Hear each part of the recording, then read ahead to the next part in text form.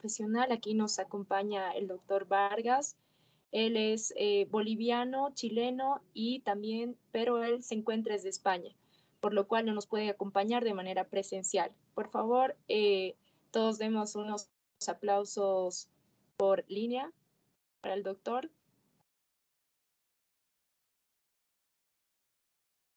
Gracias. Muy bien. Bueno, Como jurados, ¿quieren que comparta yo el archivo o lo comparten ustedes? Perdone. vos, por favor, si es Perfecto. necesario.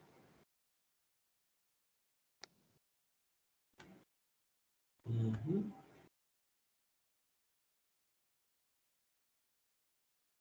No, ¿por qué no abre? Un segundo.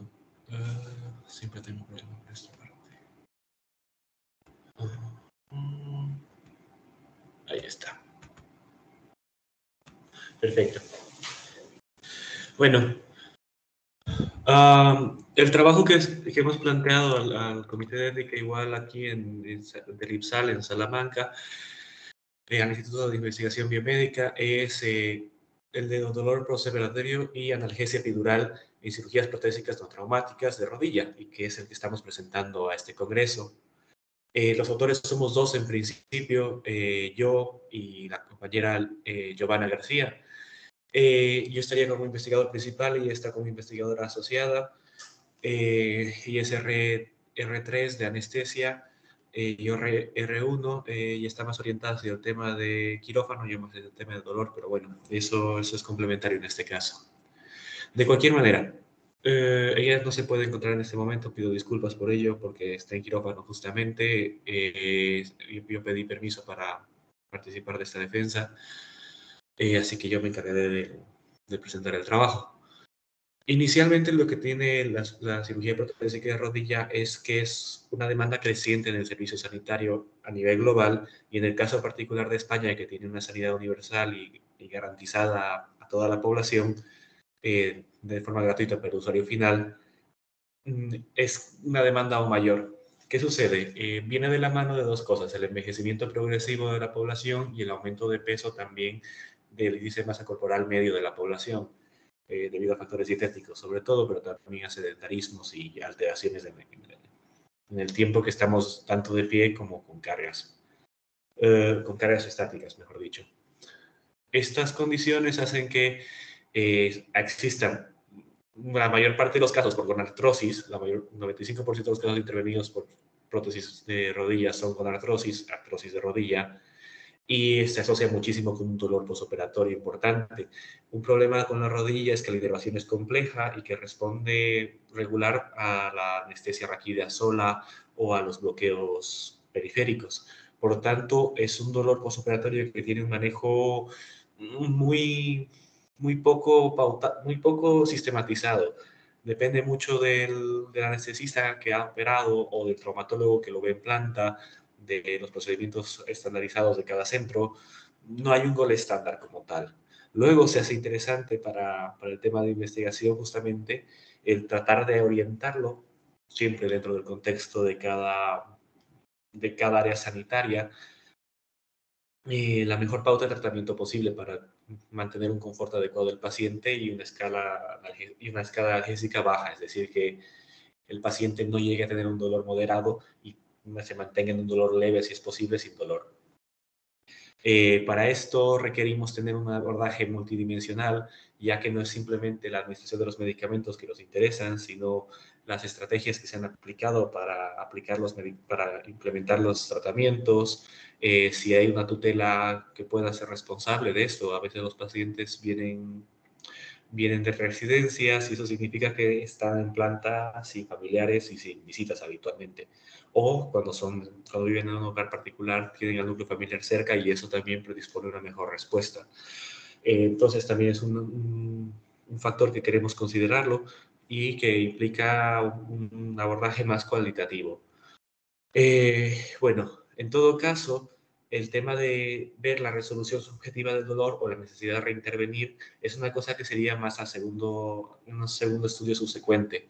En primera instancia, lo que queremos es más que nada identificar qué pacientes se han beneficiado más del epidural y si es que realmente tiene una diferencia significativa para pautarla de forma sistemática.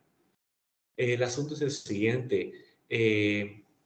Tenemos una serie de pacientes, que es una serie alta. Habitualmente se tienen unos 6, 8 pacientes por semana para prótesis de rodilla, lo cual nos permite tener una buena muestra inicialmente, pero para separarlos, randomizar a posteriori, es decir, primero coger la muestra y luego randomizarla, nos es mucho más rentable por el tema de la legislación en España que nos limita por el tema de protección de datos el obtener las historias de pacientes en forma retrospectiva con el detalle que queremos. Luego hacemos el reclutamiento primero, recabamos los datos con el consentimiento del paciente para averiguar su historia y compaginarla, y luego ya sobre esto haremos una randomización. Tomaremos un grupo de casos y de controles con el objeto de poder identificar nuestras asociaciones. En este caso, los casos estarían determinados por quienes han tenido una intervención de catéter epidural perioperatorio y los controles quienes no, quienes hayan tenido simplemente una raquídea o que hayan tenido anestesia general en casos de fallo de anestesia raquídea. Esto lo tendremos a los factores similares porque la respuesta analgésica perioperatoria suele ser similar, no tiene mayor relevancia por el tiempo de vida media de los anestésicos intradurales. Bueno, los objetivos que nos planteamos son como tal la evaluación de la respuesta analgésica. Para esto manejaremos las escalas de EVA, las escalas visuales analógicas, tanto en el postoperatorio inmediato como en el temprano. Identificaremos los anestésicos locales, las dosis que son empleadas y la eficacia que han tenido respecto al EVA. El papel de los opioides en la eficacia epidural se está a determinarlo porque habitualmente los compañeros de traumatología prefieren no tener los opioides porque de forma a priori se dice que perjudica a la rehabilitación del paciente sin proveer de una mejoría analgésica significativa, pero es que esto no tiene un fundamento de evidencia.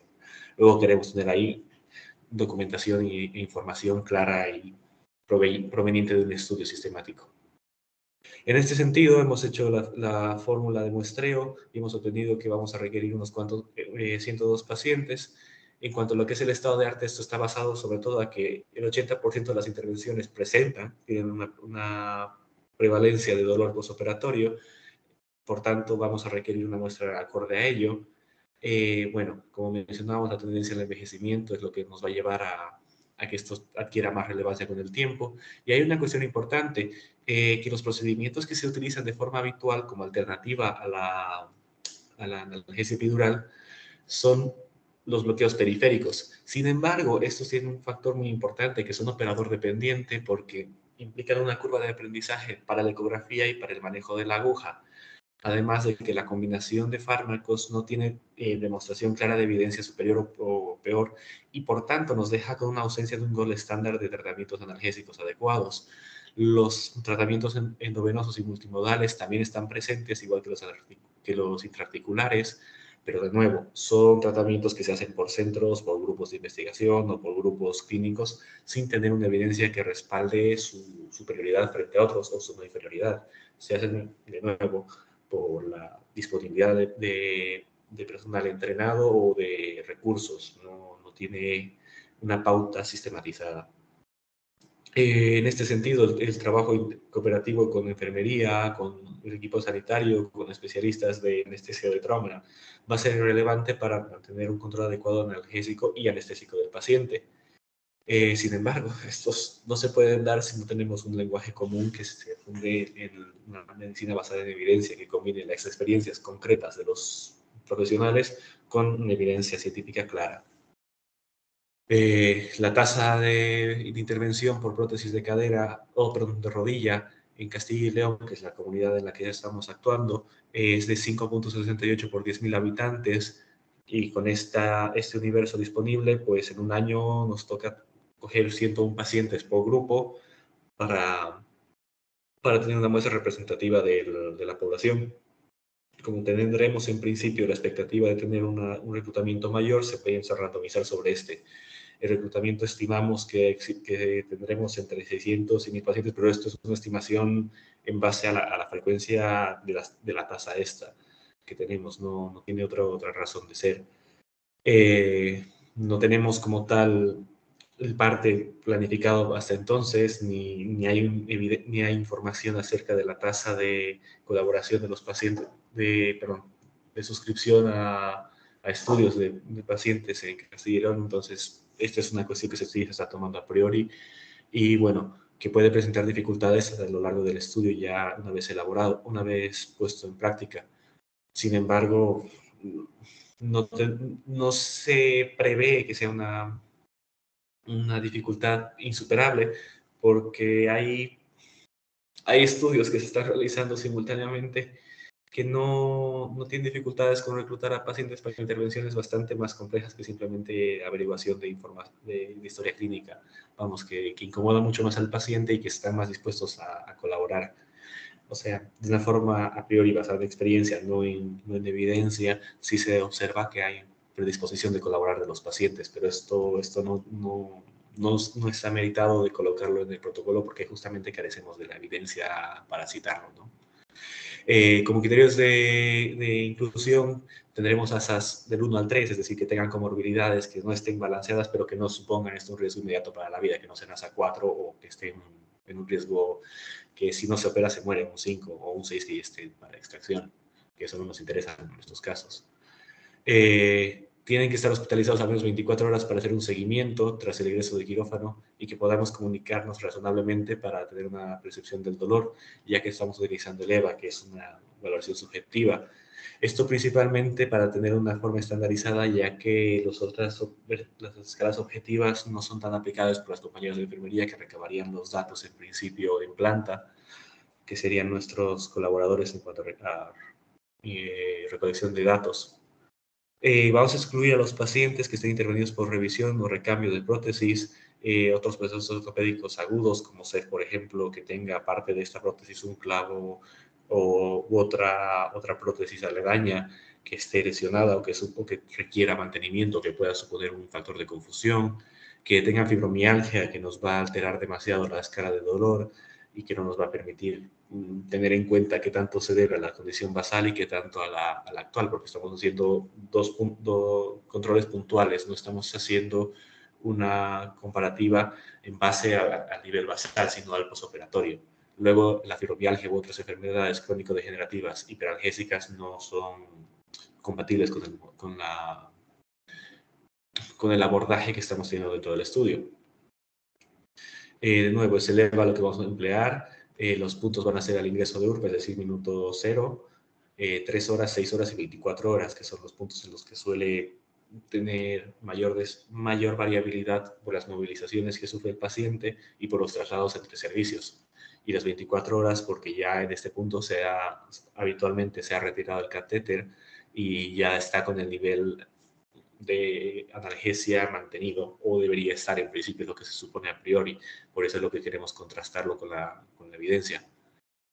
Tendremos unas variables politómicas, por tanto, bueno, tenemos varias variables politómicas respecto a lo que habíamos mencionado, drogas anestésicas, tipos de anestesia empleada, analgésicos opioides y no opioides, y procedimientos postoperatorios distintos a la epidural, como son los bloqueos periféricos.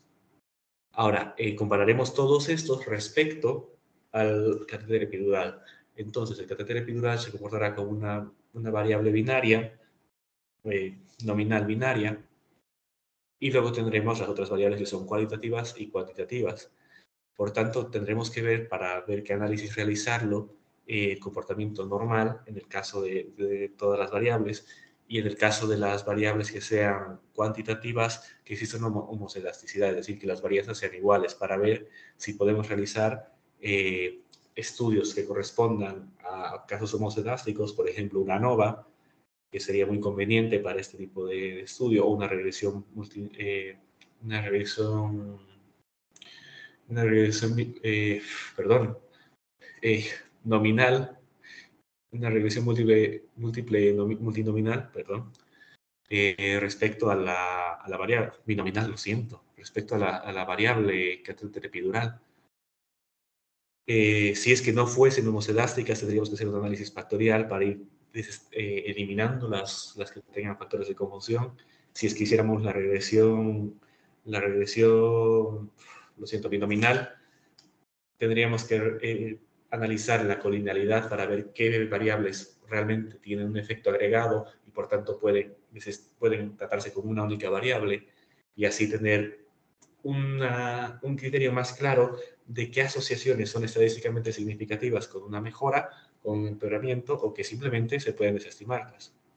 Luego podremos determinar si el catéter epidural realmente tiene un beneficio frente a las alternativas como son los tratamientos por bloqueos periféricos o por analgesia endovenosa. En principio lo que queremos demostrar es que exista una no inferioridad del catéter y, si es posible, una superioridad. Esto se verá ya con la evidencia disponible.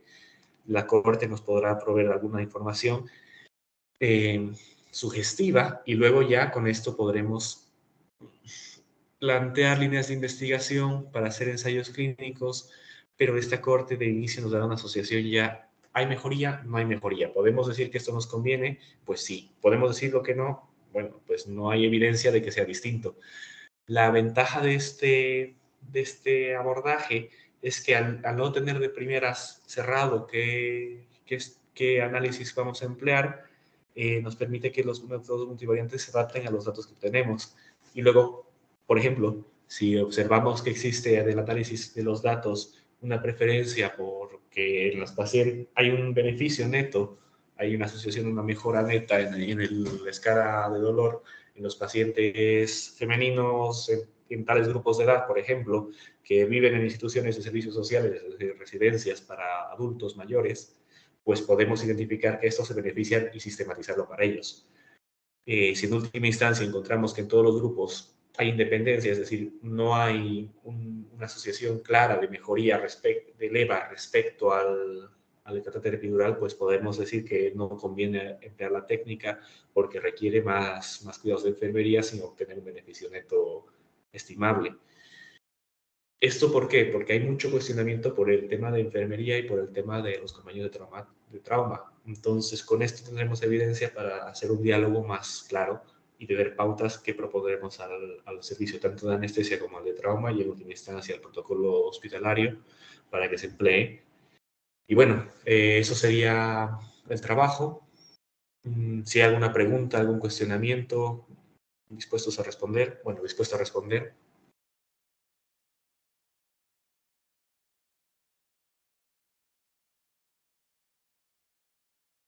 Bueno, Perdón, no se me ha cortado, muchísimas. ¿verdad? Ay, vale, No, perdón, sí, pensé que se había cortado. todo estuvo muy bien, muy claro, la verdad. Muchísimas gracias. Ahora vamos a pasar a una ronda de preguntas. Eh, Teníamos pensado 4 jurados, pero aquí nos acompañan 2 de ellos. Estamos con la doctora Erika Rico y el doctor Álvaro Gutiérrez. Se procederán a las preguntas, directamente las respuestas, ¿no? Claro que sí, perdón.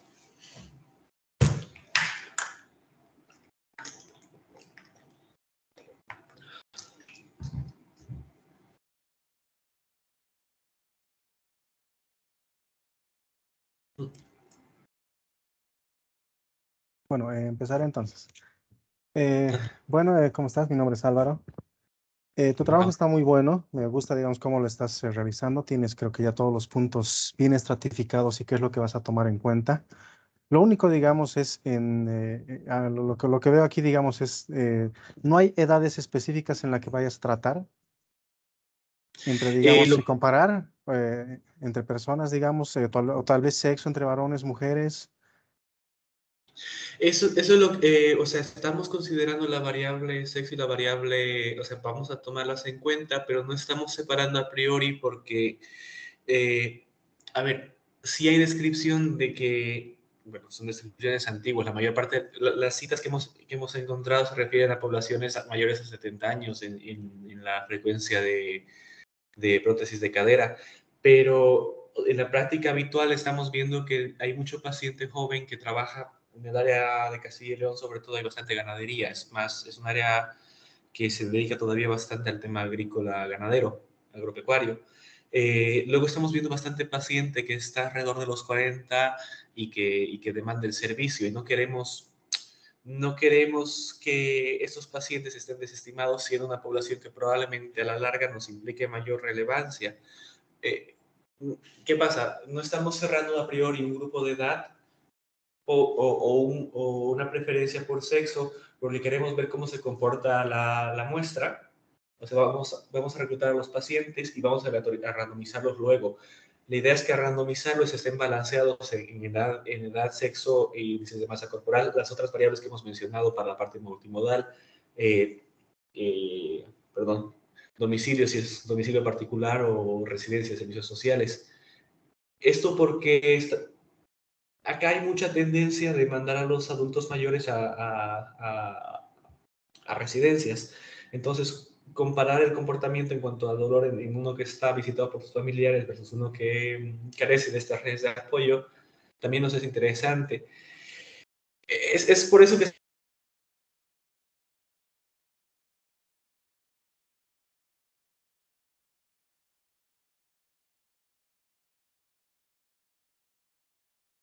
Se cortó, solamente se cortó para mí, disculpen.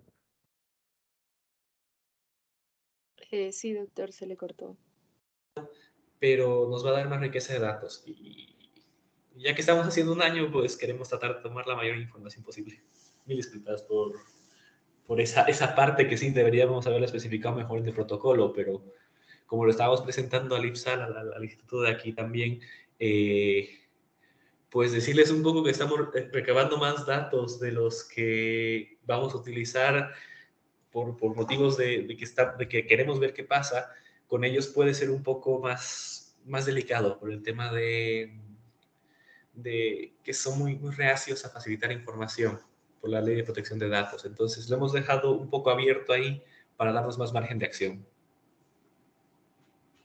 Bueno, yo te preguntaba esto, digamos, porque si vas a tener diferentes factores considerándolos entre lo que es edades y sexo y demás, tal vez en algún caso de estos te podría proporcionar datos falsos positivos si no tienes un grupo, digamos, restringido. Ese era mi punto, digamos. Ya, eso es cierto, eso es cierto. Estábamos pensando usar por eso una de Bonferroni al final, si es que fuera para la NOVA, por ejemplo, o en el caso de factoriales, tratar de hacer unos ajustes perdón, después de hacer los eigenvalores para tener la mayor, o sea, vamos a subir nuestro p-valor, vamos a tratar de que sea más exigente que nuestro contraste sea más exigente para evitar ello. Pero ya van a ser ajustes que vamos a hacer a posteriori, porque es cierto que tenemos mucho riesgo, estamos aumentando nuestro riesgo de error tipo 1 bastante, y por eso vamos a tener que hacer ajustes a posterior bastante fuertes. Pero, de nuevo, es que correr el riesgo de dar datos respecto a preceptos previos no nos interesa mucho. Tratamos de ver justamente sobre la muestra de población lo más representativa posible. Si con esto vamos a tener que subir que poner el Bonferroni para 001 para que nos exija muchito, o tener que el valor más exigente, pues vamos a hacerlo, pero de nuevo, va a ser, por eso hemos dejado la parte de análisis abierta al final, para tratar de corregirlo a posteriori, este tema del error tipo 1, manteniendo la muestra lo más completa, lo más amplia posible. Eso es cierto que va a complicarnos bastante al final, pero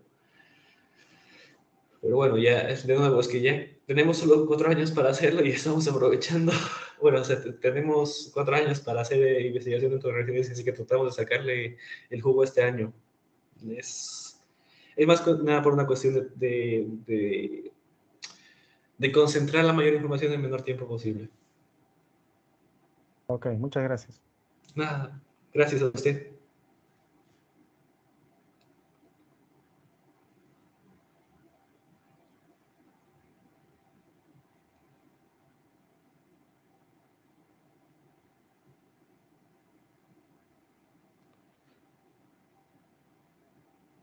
Doctora Erika Rico, si tuviera alguna otra pregunta.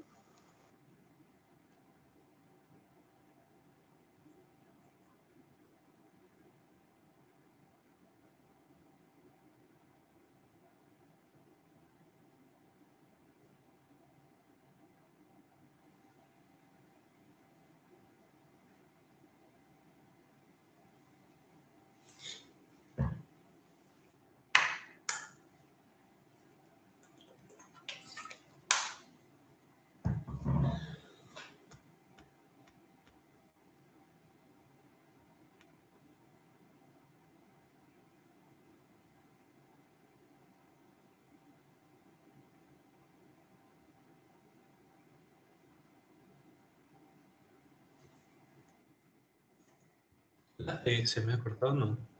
No, bien.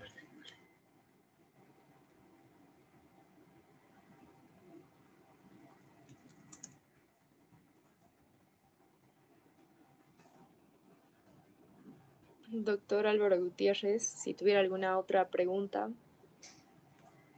No, solamente era esa aclaración nada más. Como lo dije, o sea, el trabajo está bastante bien estratificado, es solamente esa última operacionalización que van a tener, que va a ser bastante morosa, como indicas, pero el trabajo en sí, o sea, está muy bien, muy interesante y bueno, yo creo que van a poner bastantes resultados y muy buenos por lo visto. Muchas gracias.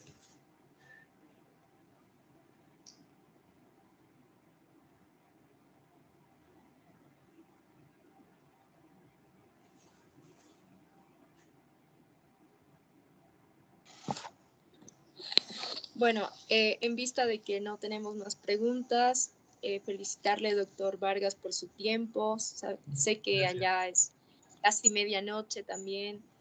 Y Sí, por no, no, igual no voy a presentarse. dormir hoy por la guardia, no se preocupe. Allá está bien. Bueno, también quería eso, los aplausos, por favor, pedirles al público. Y gracias por estar aquí. Ya le vamos a Encantado. comunicar en cuanto a los resultados y todo lo demás. ¿Está bien?